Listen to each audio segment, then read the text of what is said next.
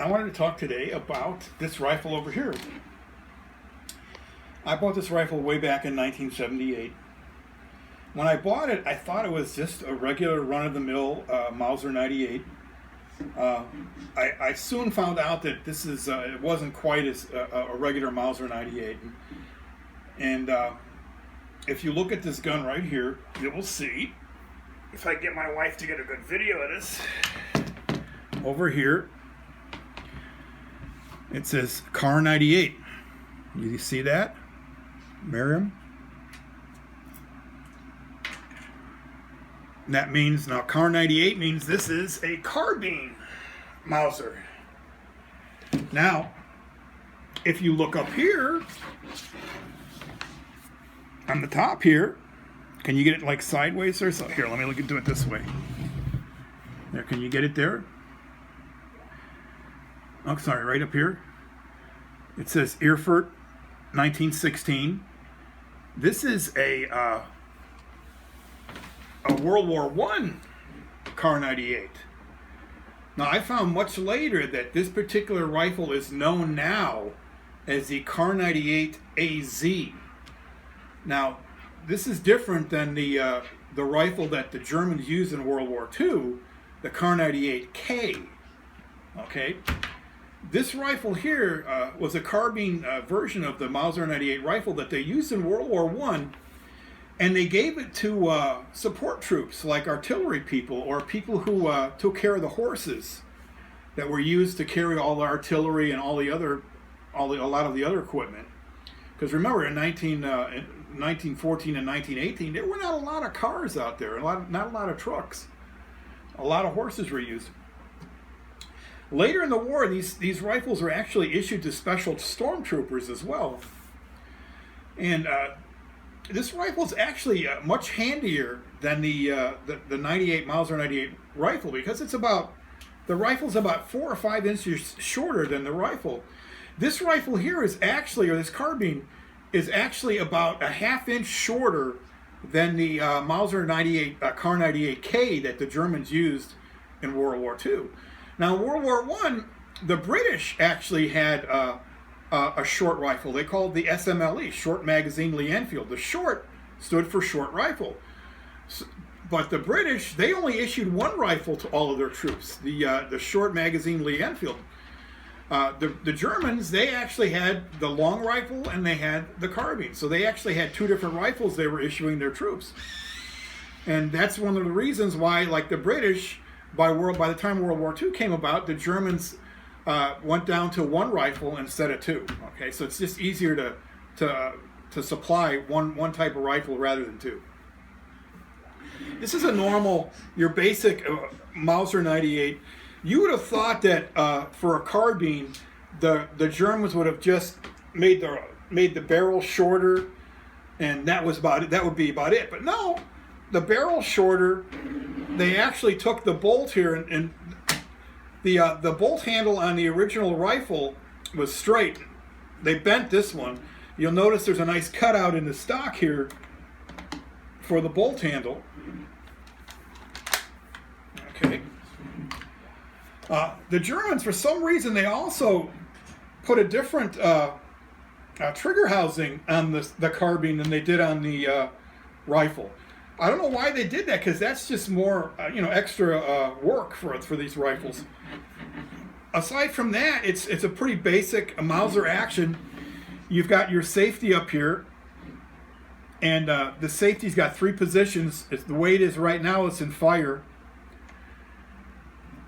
The first position up here will keep you from firing the rifle, but you can still operate the bolt. This position over here locks the bolt and prevents you from firing the rifle. So it's a 3 position. It would be cool if it was like fire, semi, and full auto. That would be nice, but nah, sorry. So that's how the safety worked. When I originally got this rifle, the safety was stuck on it. I had to take the bolt apart and oil this thing up and clean it up to get it to work right.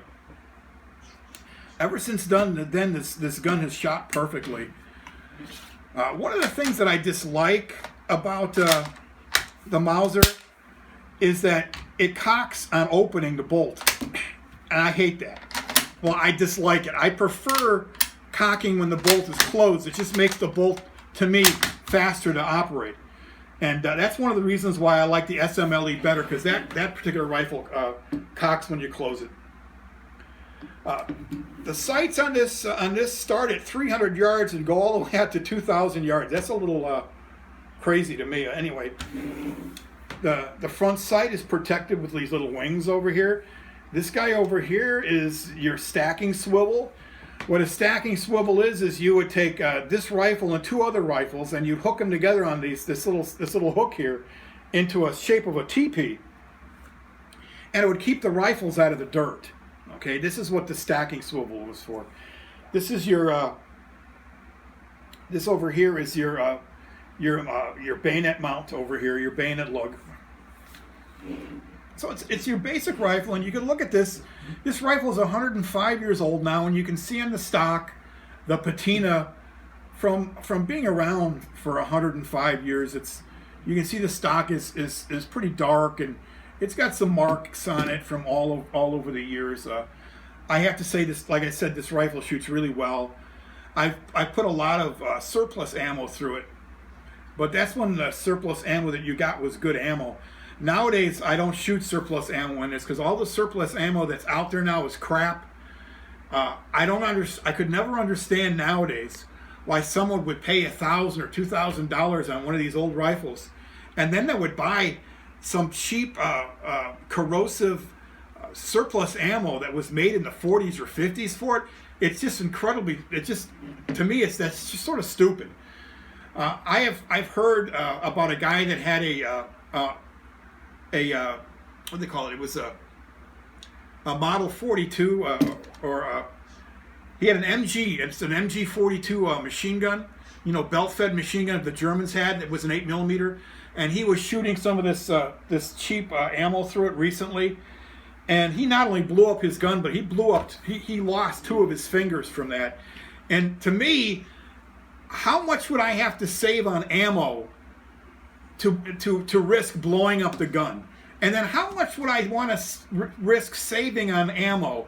I mean, how much would I want to save on ammo to risk losing 2 of my fingers? And that to me is why I don't use the crappy surplus ammo. If there's any good surplus ammo left around, then fine. But all the surplus ammo I've seen for Mauser 98s or 8mm Mauser is crap. I would rather go and get the Privy Partisan stuff and shoot that, and at least I don't have to worry about my rifle or my fingers. Okay? Now, I was going to give you a little bonus story. When I bought this rifle and this gun from the same guy in 1978. And he bought these two guns from an old lady. And I wish I would have gotten the story, or he would have gotten the story from the old lady, where these came from. Because this is a 1916 Erfurt carbine. This is a 1918 Erfurt pistol, Luger. And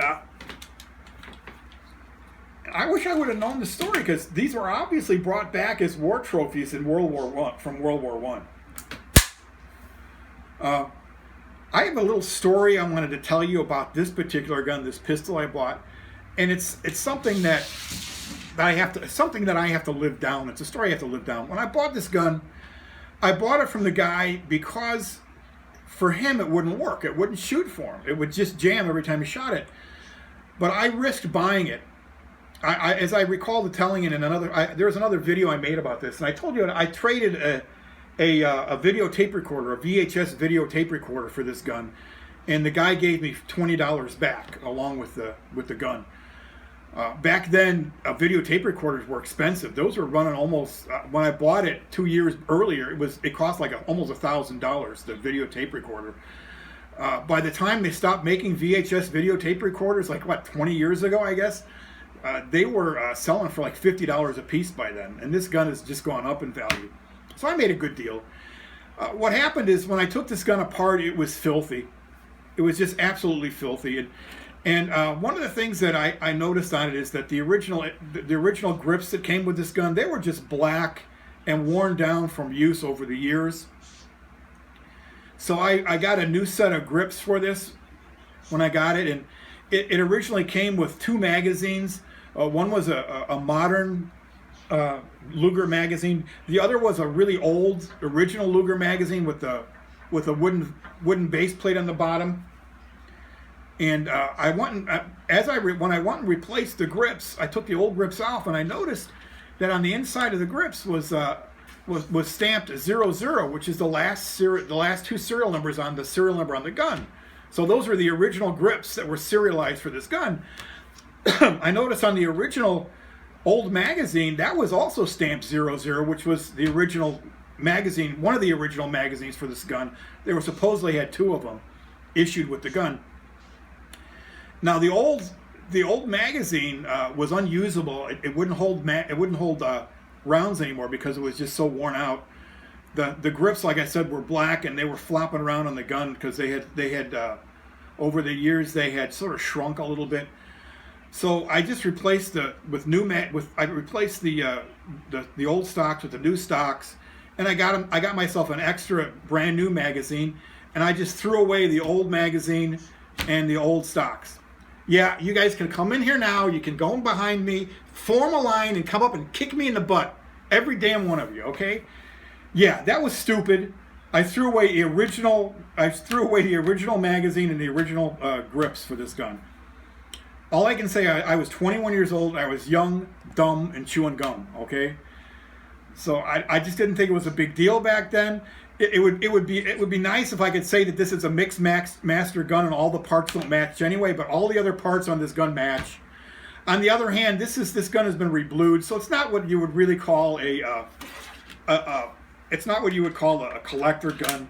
It's just your basic run of the mill Luger. It's an Imperial Luger, which is better. Back when I got this gun and I threw those parts away, Lugers were like, they weren't quite a dime a dozen, but they were pretty common. You could get them for $300-400 back then. Nowadays, I go to a gun range and I put this on the table, and it's like there's a halo floating over these guns, and then you'll hear people saying Luger, and then another guy would say Luger, and they'd all get together and they say Luger. It's crazy that there's like a cult following with these guns now. But what can I say? Stupid. But I still got the gun that still shoots, so I'm happy with it. But that's my story about the Luger. Now, the other story I have is that every year I belong to a gun club called the Hernando Shooters or Sportsman's Club, and every year they have a military show there where they have a bunch of guys that come together, and they're what they call reenactors. They're guys that dress up like soldiers from World War II. And they have 3 groups of guys over. They have guys dressed up as Americans. They have guys dressed up as German soldiers. And they have guys dressed up as Russian soldiers. Now the craziest group of them all are the guys that are dressed up as German soldiers. These guys drive around in a Czechoslovakian half-track. Now a half-track, if you guys don't know, it's like a 2.5-ton truck that's got wheels in the front, but in the back, instead of having wheels, they've got tank tracks on it. And they bought this from Czechoslovakia. After the war, Czechoslovakia made a bunch of these half-tracks that were based on the German, the Nazi design. And after the Cold War ended, they started selling them. And this is where this group got this half-track. They bought it from Czechoslovakia after the Soviet Union fell apart. And these guys are driving around this truck like crazy. And I remember that I saw this one guy came out, and he came out with his son, and he was dressed up as a Nazi officer, and he had the Luger pistol on him, and he didn't even have a rifle with him because most Nazi officers, they just had the Luger on them. And so he had this nice German officer's outfit on it, which I thought was a little strange. And then he's got his kid standing next to him. This kid's like 10 years old, and he's a good-looking kid, except for the Hitler Youth outfit he was wearing.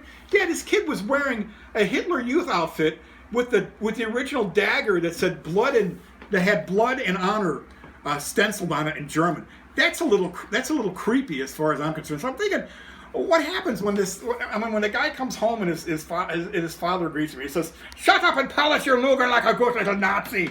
It's just a little weird. I mean, most of the Americans that dressed up as the soldiers, the reenactors, they would just sit around with each other and they would slice up Spam and cook it up and eat it, you know, pretending to be soldiers. A lot of them were old farts like me. A lot of them were as fat as I was, and they'd have to have special outfits. And it's funny to watch these guys sort of waddle around with all these guns and hanging off them. Anyway.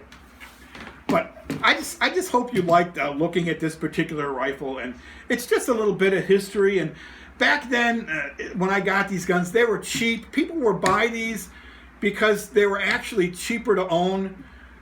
Cheaper to buy than a regular brand new hunting rifle, and that's what was great about military surplus back then. Now all the surplus, they're all collector guns now. I got to mention that when I first got this gun, I came within this far of sanding the stock down and painting it up with some nice urethane.